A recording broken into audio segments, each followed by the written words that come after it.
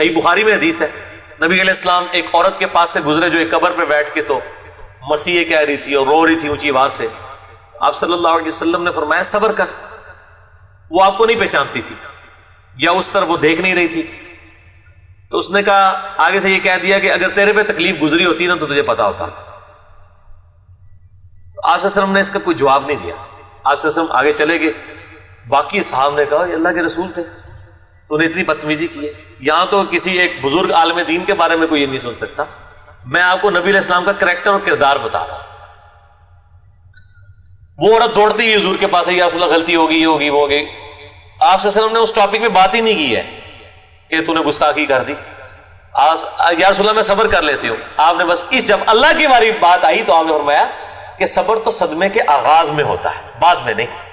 یعنی جب پہلی دفعہ بری خبر کسی کو ملے تو وہ اس وقت صبر کرے، وہ ہوتا ہے. پورا رو پیٹ کے اپنا کام پانی میں باہر گیا. چلو جی اے لوگ ہیں اتنی لمبی لمبی سٹوریاں سناتے ہیں، یار دیکھو جی آیا اور رو پیٹ کے کہتے ہیں نہیں دیکھو پھر بھی اسی صبر کر رہے ہیں، گالاں بھی کڈن گے دشمن نو پھر جی صبر کرنا.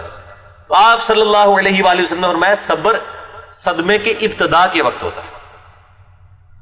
الحمدللہ. صحیح مسلم میں ایک حدیث ہے، ام سلمہ رضی اللہ تعالی عنہا وسلام اللہ علیہا، ان کا خاوند فوت ہو گیا ابو سلمہ.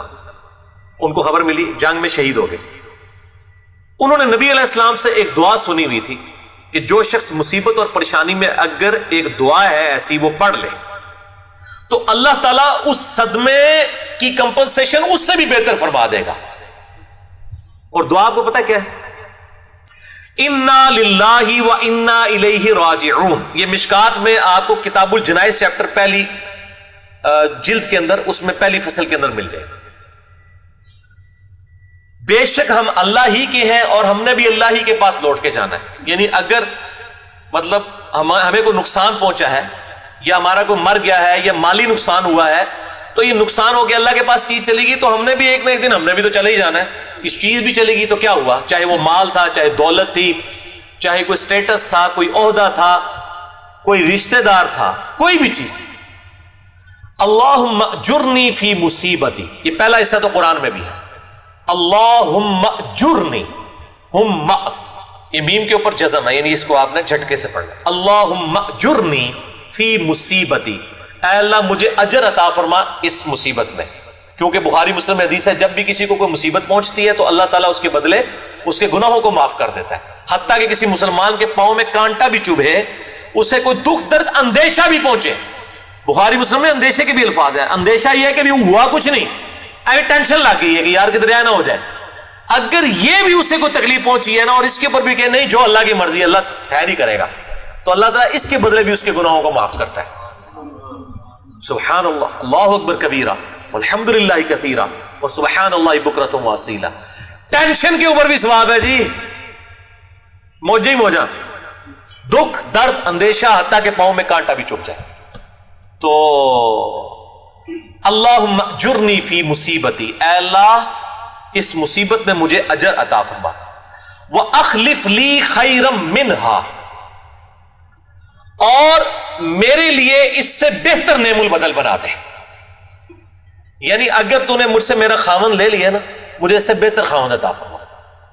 اگر تو نے اے اللہ مجھ سے میری دولت لے لی ہے، اس سے بہتر مجھے دولت عطا فرما. اگر میری اولاد مجھ سے لے لی ہے، اس سے بہتر مجھے اولاد عطا فرما. اگر تو نے مجھ سے میرا کوئی عہدہ منصب یا نوکری لے لی ہے، اس سے بہتر مجھے میرا کوئی ذریعہ معاش عطا فرما. یعنی آن ورڈ آپ کچھ بھی کہہ سکتے ہیں. اچھا، ام سلمہ رضی اللہ تعالیٰ عنہ بار بار دل میں یہ سوچ رہی تھی کہ میں نے کہا میرے خاوند جیسا تو خاوند کوئی نہیں ہے، اس کی بہتر نعم البدل اللہ تعالیٰ کیا عطا فرما سکتا ہے. ظاہر یہ خیال تو بالکل جینون تھا. کہتی ہے جیسے ہی میری عدت پوری ہوئی نبی علیہ السلام نے رشتے کا پیغام بھیج دیا. الحمدللہ، اللہ اکبر کبیرہ والحمد للہ کثیرہ وسبحان اللہ بکرۃ واصیلہ. ام سلمہ ام المومنین ہے، نبی علیہ السلام کی وہ بیوی جو سب سے آخر میں فوت ہوئی 64 ہجری میں. واقعہ کربلا بھی ان کی زندگی میں ہوا ہے. سب سے آخر میں فوت ہونے والی بیوی ام سلمہ ہے سلام اللہ علیہا، اور ان کی ہسٹری پیچھے سے یہ ہے. لہٰذا یہ دعا آپ یاد رکھیں، انا للہ و انا الیہ راجعون. اے اللہ ہم خود بھی تیری ہی طرف سے آئے ہیں، سب کچھ تیری طرف سے ہے اور تیری ہی طرف لوٹ کر جانا ہے. اللہم اجرنی فی مصیبتی، اے اللہ مجھے اجر عطا فرما میری اس مصیبت میں، واخلف لی خیرا منہا، اور میرے لیے اس سے بہتر نعم البدل عطا فرما دے. یہ میں نے بالمفہوم ترجمہ کیا جو اردو لنگوسٹک کے پوائنٹ آف ویو سے. یہ دعا جو ہے وہ آپ ضرور یاد کریں، اور مشکات کے اندر آپ کو کتاب الجنائز جو چیپٹر ہے اس کے اندر آپ کو یہ دعا مل بھی جائے گی. پہلی ہی فصل کے اندر جو مریض کی عیادت اور وہ والا بیان ہے اس والے باب کے اندر آپ کو یہ حدیث مل جائے گی انشاءاللہ تعالی. تو نبی علیہ السلام کا رشتہ ان کے پاس آیا اور وہ ام المومنین بن گئی. یہ دعا ہر وقت آپ کو، مجھے جس نے اس دنیا میں رہنا ہے اس کو غم کی خبر ملتی ہے. میری الحمدللہ عادت ہے، مجھے ذرا بھی کہیں پہ غم کی خبر کی امید ہو یا ملے میں فوراً یہ دعا پڑھتا ہوں. ابھی تک تو اللہ تعالیٰ نے میرے ساتھ بڑی مدد والا معاملہ فرمایا ہے. یہ دعا ضرور یاد کریں. غم اور مصیبت اور پریشانی اور نقصان کے وقت جیسے ہی آپ کو پہلی دفعہ خبر ملے تو یہ دعا پڑھ لیں، انا للہ و انا الیہ راجعون اللہم اجرنی فی مصیبتی واخلف لی خیرا منہا. تو اللہ تعالیٰ بہتر، یعنی آپ کو کسی نے بتایا کہ جی آپ کو تو یہ بیماری لگ گئی ہے، ڈاکٹر نے بتا دیا، اسی وقت پڑھیں انا للہ و انا الیہ راجعون اللہم اجرنی فی مصیبتی واخلف لی خیرا منہا. کسی کا بچہ فوت ہو گیا، ایکسیڈنٹ ہو گیا، فوراً یہ دعا پڑھیں. وہ جو ہونا ہے وہ ہو گیا ہے، وہ نہیں ریورس ہو سکتا، لیکن دعا پڑھنا تو سکپ نہ کرے گا اس کا. اور یہ اسی صورت میں ہوگا جب اس دعا کو آپ بار بار ریپیٹ کرتے ہیں. یہ ویسے بھی آپ دعا پڑھتے رہیں، دن میں آپ کو کئی نقصانات ہوتے ہیں. کبھی جو بندے کو ٹھوکر لگ جاتی ہے، کبھی بندہ جو کسی معاملے میں لیٹ ہو جاتا ہے، ٹھیک ہے، کوئی اور نقصان کی خبر، مطلب آم 1 کلو خرید کے لائے تھے، آدھے داغ ہی نکل آئے ہیں، انا للہ و انا الیہ راجعون. وہ دن لڑائی باز بے شک کر لی ہو لیکن دعا پڑھ لو، ٹھیک ہے. بعض اوقات موٹر سائیکل پہ چلتے وقت کوئی پنکچر ہو جاتا ہے، موٹر سائیکل گاڑی پنکچر ہو جاتی ہے، گاڑی کا اے سی خراب ہو جاتا ہے اچانک. یہ تو پوری زندگی کے اندر چھوٹے چھوٹے غم تو ہے نا. تو یہ دعا کنٹینیوسلی پڑھتے رہے، اس کو حرز جاں بنا لیں.